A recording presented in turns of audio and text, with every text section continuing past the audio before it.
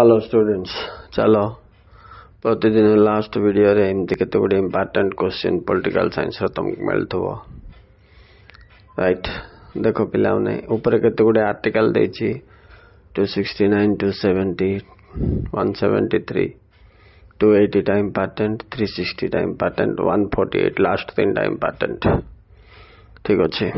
तापर देखो लॉन्ग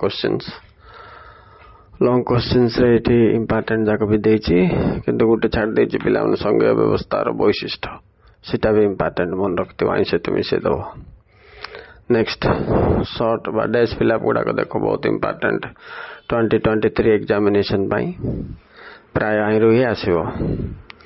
गोटे मु पढ़ दोछि राष्ट्र समस्त क्षमता गोटे सरकार पाखरे केंद्रीभूत हेले किंबा राष्ट्र रे गोटे मात्र सरकार थिले या डैश राष्ट्र कहा जाए। आंसर ऐकिक ओ बोल के देछि पिला मन तळे आंसर सब डैश पिला पर आंसर तळे देथिबो। तेणु मु टोटल गोटे गोटे कहबिनी तमे देखिकरी स्क्रीनशॉट नै छ पिला माने आइरो 1 नंबर त इंपोर्टेंट 2 नंबर सब इंपोर्टेंट पिला माने 6 नंबर ता टिके विशेष ध्यान दियो। से कौन पचार संघीय शब्दटी लाटिन शब्द फ्यूडियस रु उद्धृत जार अर्थ डैश बोल पचार एटा इंपोर्टेंट। आओ एपटे देखो नेक्स्ट 11 12 13 14 15 16 17 ये नंबर जाक सब तो इंपोर्टेंट पिला माने क्वेश्चन पढ़ले तुम जान दो ये पैटर्न रे आसीबो बोल की आ कहबार किछि नाही नै कि।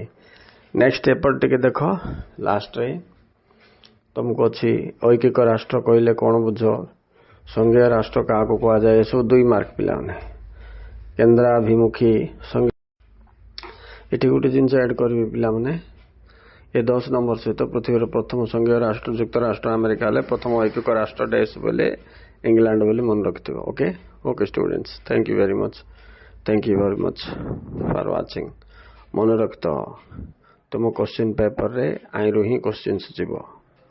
So be careful students, please. Take care.